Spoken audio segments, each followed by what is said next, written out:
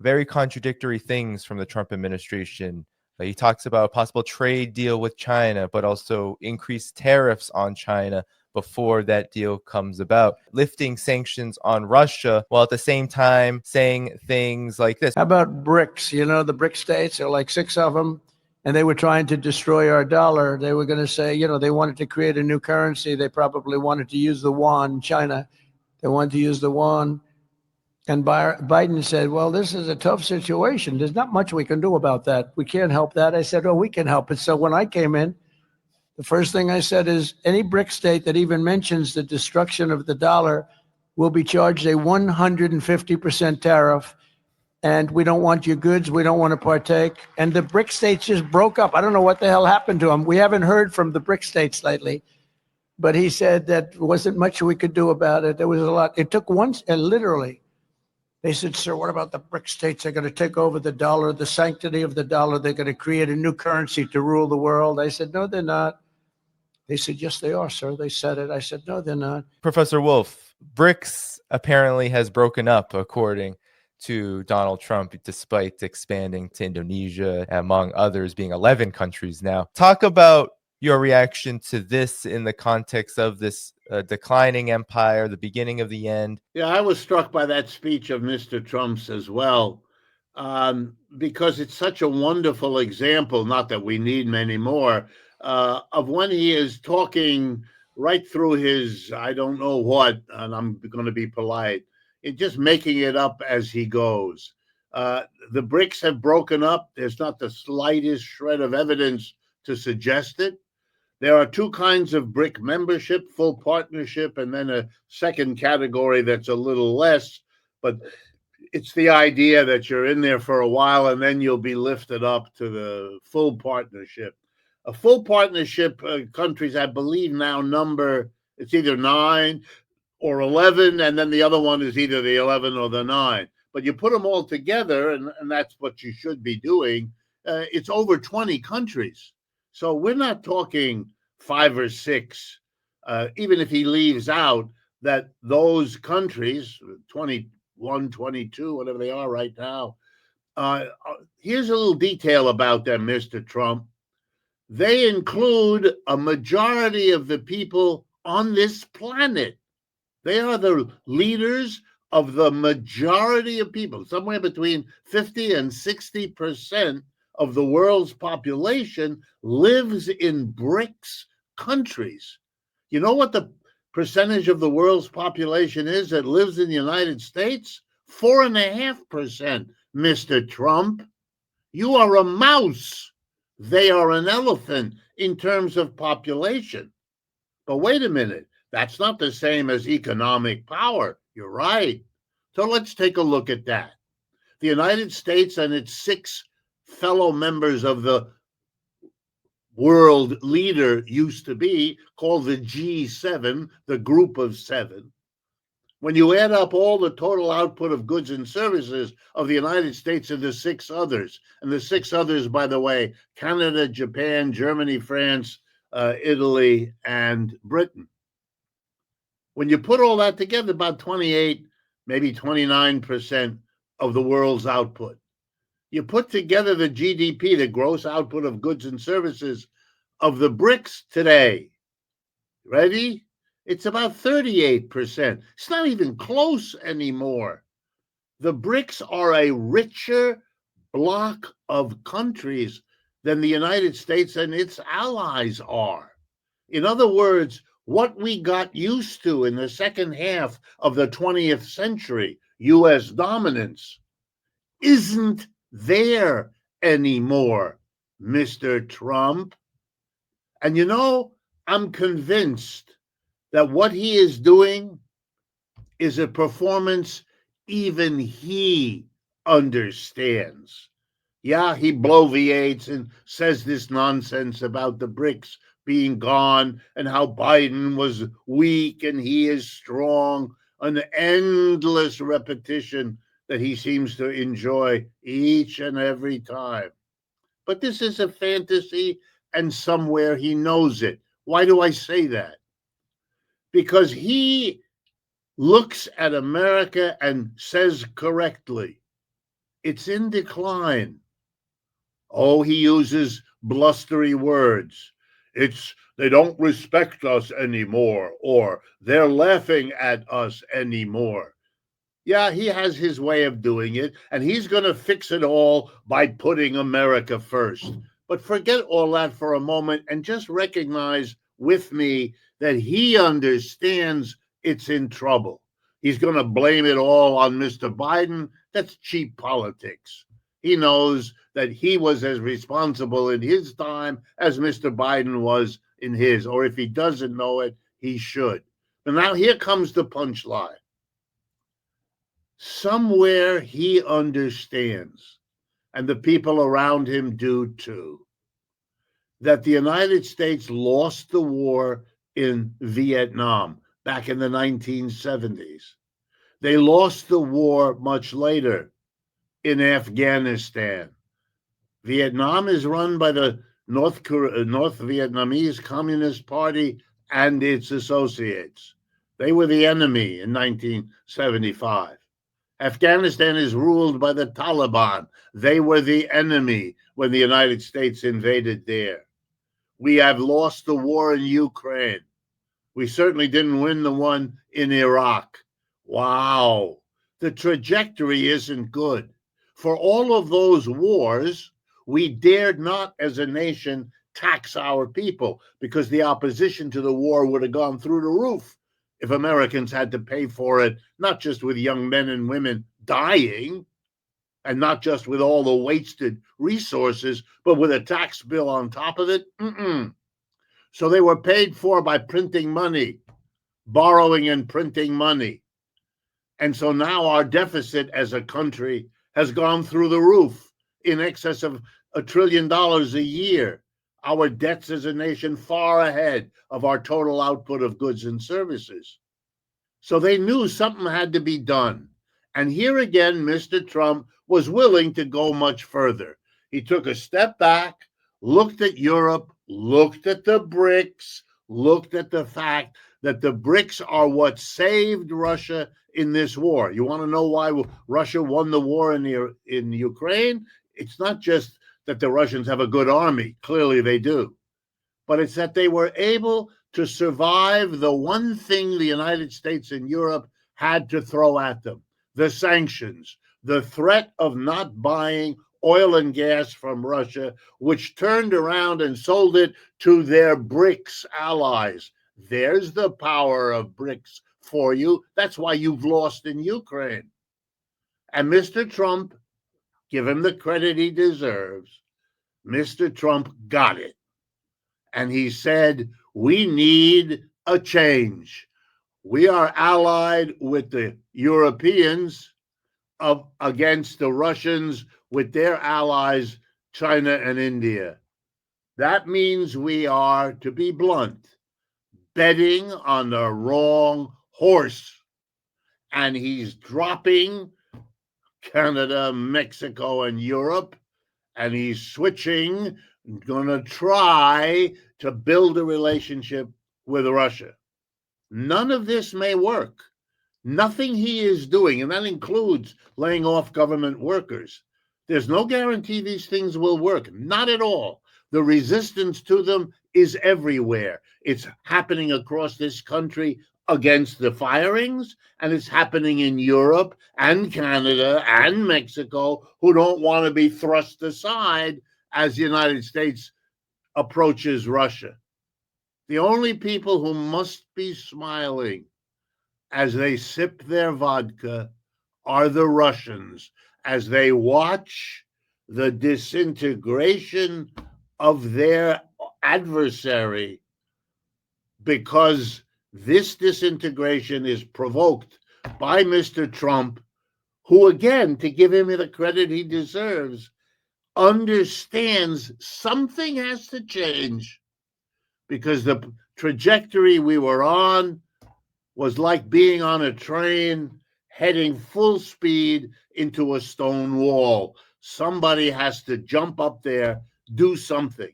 Mr. Trump is making his effort very conventional, very much designed to help the employer class, the rich and the corporations, as Republicans always do, but to do it with much more gusto, much more theatric. It's a long shot, but he understands time is running out. Russia is a major part, if not a leading force in BRICS. At the same time as there's these negotiations to possibly end the conflict in Ukraine and talks about Russia-US cooperation economically, do you find this to be an attempt trying to pull Russia away from BRICS, from China, in order to boost the US empire's position back in the world and hopefully stop this declining empire? What do you make of this possible theory? I think that's real. I think you're exactly right, Danny, to bring that up. Let me put it in a slightly different way, but it's an agreement with you. Whatever the intents of Mr. Trump, whatever part of this he understands, and most of it I don't think he could put together in a coherent sentence, given his difficulties doing that anyway. It's inevitable. That's right. In a world divided among countries, you're going to see tensions arise, for example, between Russia and China over a variety of issues. Why do I say that? Because that's what history shows us. It's also what the history of those two countries. They have come to blows. In the 1960s, there were military conflicts between Russia and China. So it's not as though this has never happened or hasn't happened for a long time. Tensions will arise, and the United States, to save itself, will be doing everything possible to enhance those divisions, to worsen them, to aggravate them, to invent them if they're not there, to impose them if they have a power. But for the same reason, neither the Russians nor the Chinese show any hesitance to say these days that their alliance is strong and their alliance is something they are committed to. I mean, look at the historic meaning when Mr. Putin gets up some months or maybe a couple years ago now and basically says, we are no longer focused on being European. We are focused to the East. We are an Asian power. We are not a European power. Wow. For the leader of a country to reorient itself that way is taking a very serious step, especially in a multi-ethnic, multicultural universe such as the Russians occupy on the face of this earth. So this is very, very crucial. There will be tensions. There will be new configurations. I think in American foreign policy now, there is a hope on the part of the Trump people. They have to think this, given what they're doing, that they can somehow transform the enmity that used to exist between the United States and Russia into an alliance. And they are prepared to pay the price of a destroyed alliance with Western Europe. The Western European politicians, who are mostly people who have followed the United States from their childhood as individuals, they've been nothing but pro-American politicians all of their lives. Try to understand, they are being hung out to dry. The United States is abandoning them. The Macrons, the Starmers, the Schultzes, all of them. They are left on their own with a very weak economy. I mean, the single most important economy in Western Europe for decades has been Germany. Germany is now the most backward in terms of economic development. They are in a recession. They have been now for a couple of years, and it looks like they're going to continue. That means they're not growing, they're shrinking as an economic source. Why? Because they used to get cheap energy from Russia, giving them an advantage. And they were the big exporter of machinery to China, giving them an advantage. China doesn't need it, and Russians have found other customers for their cheap oil, leaving Germany wiped out. And the United States is at this worst moment in Europe when they need help from the United States, telling them, oh no, we're not helping you. You've got to spend more on defense. Let me tell you something. If the Europeans actually try now, in their destroyed circumstances, to spend more on defense without the help of the United States, the only way they can afford that is by cutting back on their social programs, taking the money that they used to provide to give everybody health care, which they do, to give most university students no tuition, which they do, to go on and on and on. They're going to take all that back from the people in order to have a big military, which is always going to be way behind what Russia and China and their own people won't stand for it.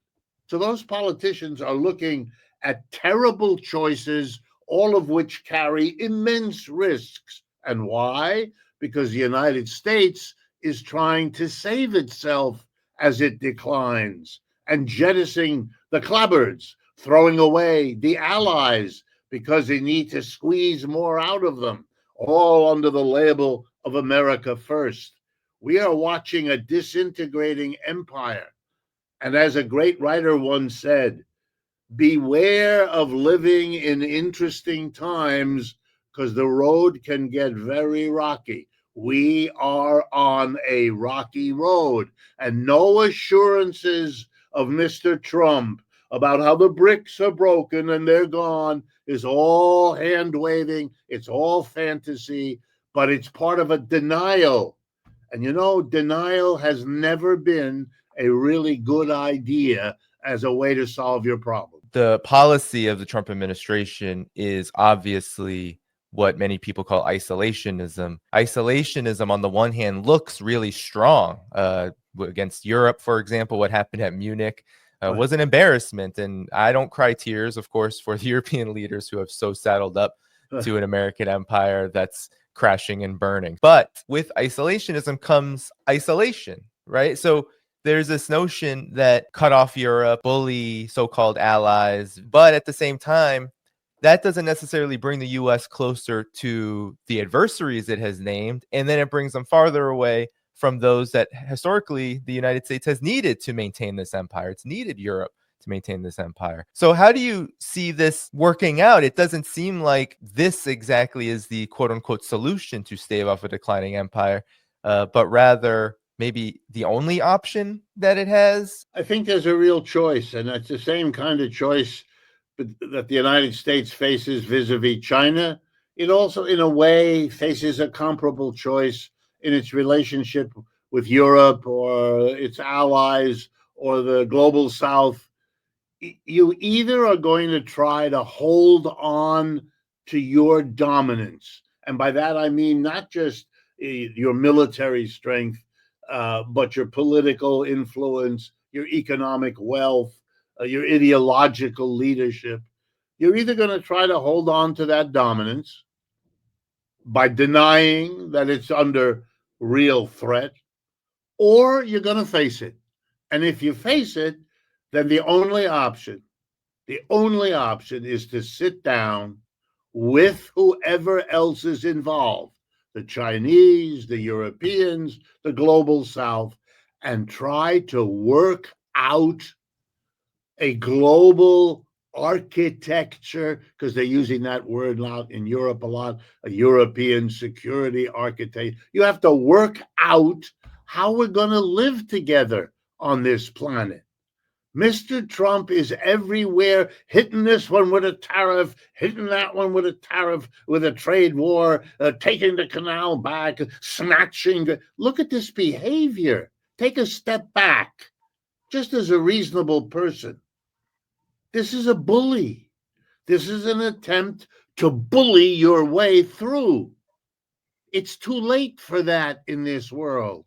It's too late for anyone, but certainly the United States, to do it. It's just not facing what it has become.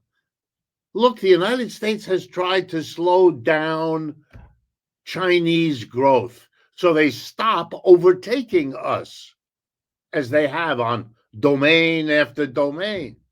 It hasn't worked. The IMF tells us that in 2024, the year just passed, the United States grew at about 2.7%. The rest of the G7 grew slower than that. As I told you, Germany is actually growing negative. It's shrinking. What did the IMF, a Western institution, what did they tell us about Chinese growth in the year just passed? Answer, 5%. That's nearly double the rate of growth of the United States. In India, it was 7%, nearly triple. I mean, the gap between them is getting worse with each passing month. The United States has to come to terms with this, the bullying, the brandishing, whether it's the Seventh Fleet in the South China Sea, etc., or it's Ukraine. You can't do it. You can't do it. So you might as well come forward. And here's my guess. You're going to see the other side of the political spectrum figure this out. And you're going to get a Bernie or someone like that to come forward in America and say, we had the effort by the right wing to figure out how to save the decline of this empire. It didn't work. Now let's try a different approach. In a way, that's what Trump did and got his chance. He's trying to pull it off. I don't think he will. And that will create the space for a real alternative that will propose sitting down. And it will strike Americans as charmingly strange or weird as Mr. Trump saying, war in Ukraine over, I'm sitting down with that so-called monster, Mr. Putin, and I'm going to trust him, and we're going to work out a deal. What? And now everybody's realizing, well, that's the next phase. And after all the mouth foaming, we'll all get used to it, won't we? Because that's what Americans do.